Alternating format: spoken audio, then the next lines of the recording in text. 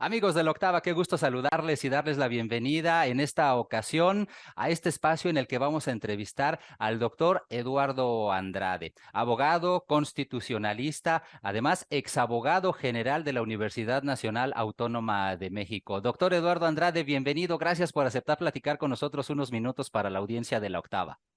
¿Qué tal? Qué gusto, Carlos. El placer es mío.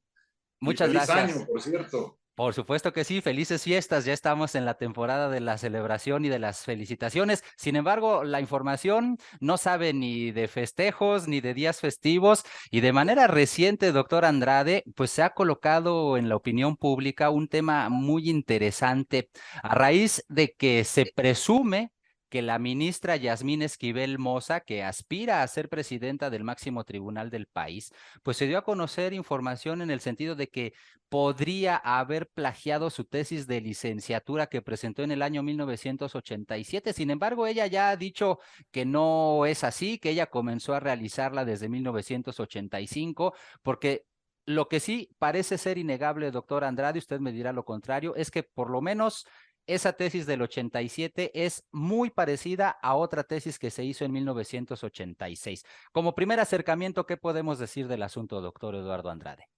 Carlos, creo que ha usado muy bien el término de presuntamente. Así es. Eso es muy importante porque se está condenando, atacando a una persona que tiene a su favor la presunción de inocencia y que ha hecho una extraordinaria carrera judicial. La ministra Yasmín Esquivel estuvo en el Tribunal Agrario, estuvo en el Tribunal Contencioso Administrativo, ahora en la Suprema Corte. En todo ese tiempo siempre se han respetado sus decisiones, admirado su formación jurídica. Yo la conozco hace 30 años, una mujer esforzada, activa, estudiosa, con gran conocimiento jurídico, a la que ahora se destroza, y algunos me han dicho que no es así, pero yo siento que hay ahí una violencia política de género, el ataque ruin, la descalificación, los insultos que he visto en las redes sociales forman una manera de violentar a una mujer, y eso es violencia política de género, sobre todo porque no hay ninguna decisión judicial,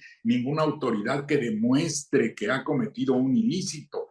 Hay una polémica a partir de unos datos, imágenes que se difundieron en redes sociales, en publicaciones mediáticas. Sí, ahí están como parte de una discusión, pero no pueden ser el sustento de una descalificación y de un ataque de la naturaleza que está recibiendo la ministra. Y además de esa presunción de inocencia, habría que decir que las tesis profesionales, y algunos me han dicho, oiga, es que eso es muy jurídico. Bueno, pues es que lo jurídico es lo que tenemos que resolver en este caso. Las tesis profesionales no son un elemento constitutivo de la recepción profesional de una persona. Es más, ahora hay muchos métodos de titulación distintos. Se pueden titular sin tesis en muchas carreras. Y entonces lo que cuenta es el examen profesional, que es de lo que se da razón en un acta cuando se aprueba el examen. Se dice el jurado ha valorado sus conocimientos y aprueba a tal persona para ser abogado, contador, ingeniero, etcétera. Son esos conocimientos que se demuestran en un examen profesional lo que valida el título y luego la concesión de la cédula profesional que le faculta al profesional para ofrecer sus servicios públicamente, para ejercer su profesión. Y esto lo conozco muy bien también porque hasta hace poco tiempo era yo director general de profesiones de la Secretaría de Educación Pública. Un título profesional, como algunos piden, inducidos por una actitud política contraria a la ministra, y eso abro un breve paréntesis, se debe a que la ministra con sólidos argumentos jurídicos, teóricos, ha defendido posiciones nacionalistas, como en el caso de la ley eléctrica, señalando que es perfectamente constitucional. Pero eso afecta a intereses creados. Hay intereses económicos muy fuertes que no están muy de acuerdo con que se tomen esas medidas que son a favor de la nación. De ahí viene todo el ataque. Pero ese ataque político no tiene un sustento verdaderamente jurídico, por las razones explicadas. Un título, en todo caso, solo podría anularse por una decisión judicial, no por un dictamen académico. Está bien que se haga un dictamen académico como lo ha señalado la FES, porque eso sirve para orientar a la opinión pública, es importante. La propia ministra ha dicho que está de acuerdo, mandó sus argumentaciones, que ese es otro tema también que ha surgido, que si nadie se presentó presencialmente Cuando es ante la aspirante a FES, presidir. pues es que nunca convocaron algo presencial. Quedaba muy claro que cada persona involucrada habría de mandar antes de las 12 del día 29, por correo electrónico una manifestación de lo que a su derecho conviniera. Eso supongo que ya lo hizo la ministra porque lo ha señalado públicamente en su defensa. Pero lo que ahí se señala, en todo caso, no tiene una fuerza jurídica, no es vinculatorio, no es obligatorio. A algunos estos les molesta, pero tenemos que estar a lo que el derecho nos dice. Una decisión académica de una autoridad universitaria no puede dejar sin efecto la aprobación de un título profesional. Entonces, todo eso hay que tenerlo en cuenta para poner en su justa medida esta situación, no destrozar la buena imagen de una persona que la ha construido a lo largo de tantos años y que además está ejerciendo una función y la está ejerciendo bien.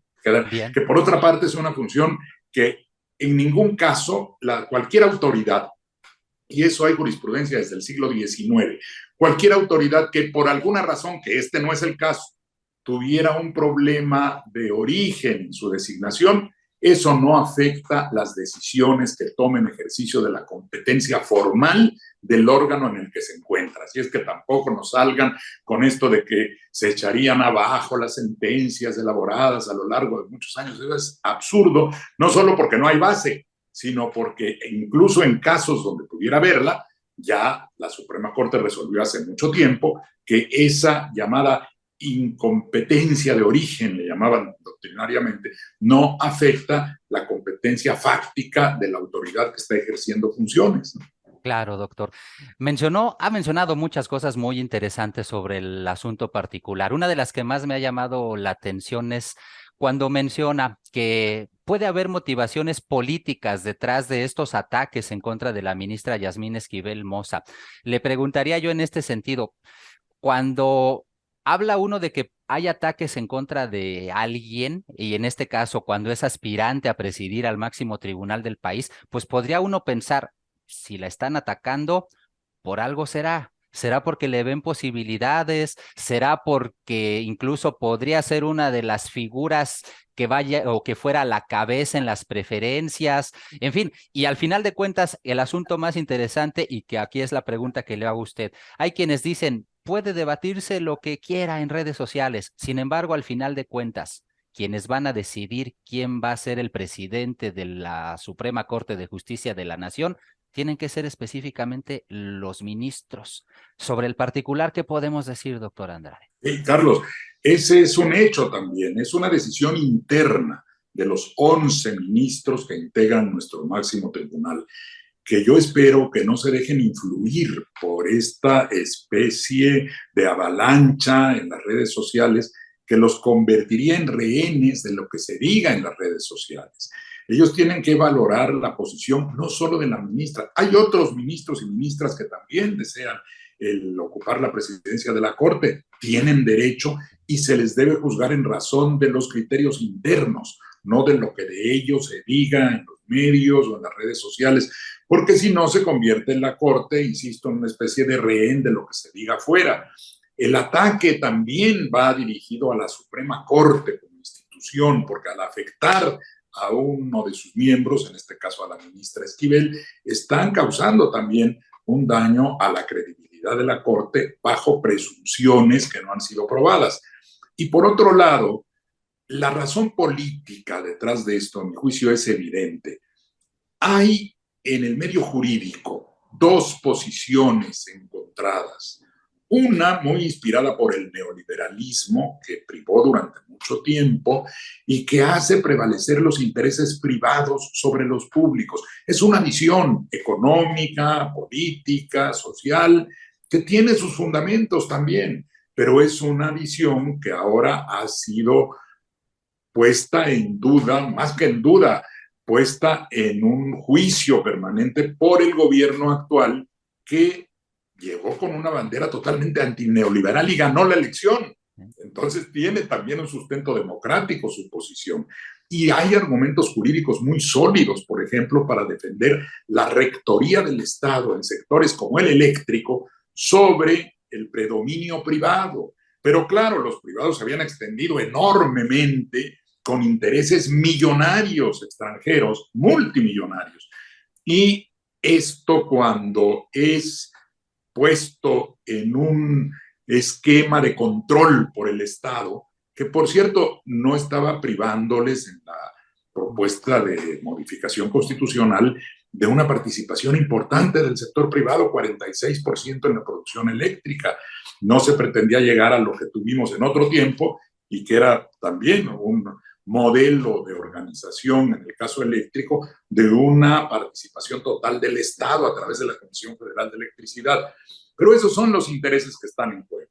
Y Perfecto. la ministra ha sido muy clara, con argumentos muy sólidos, sobre por qué se debe mantener la rectoría del Estado en un sector como el eléctrico, cuáles son los intereses de la nación que deben prevalecer sobre los intereses particulares. Hizo también una excelente defensa del sistema de prisión preventiva oficiosa que está en la Constitución.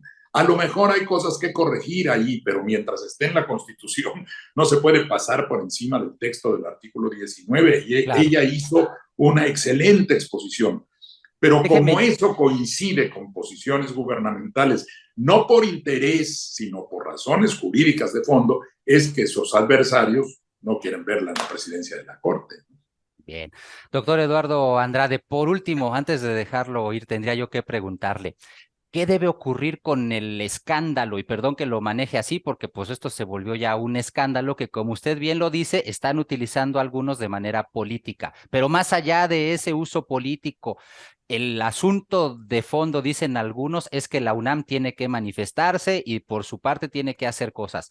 Y usted decía en algún momento, tendría que ser una decisión judicial la que pudiera tener alguna...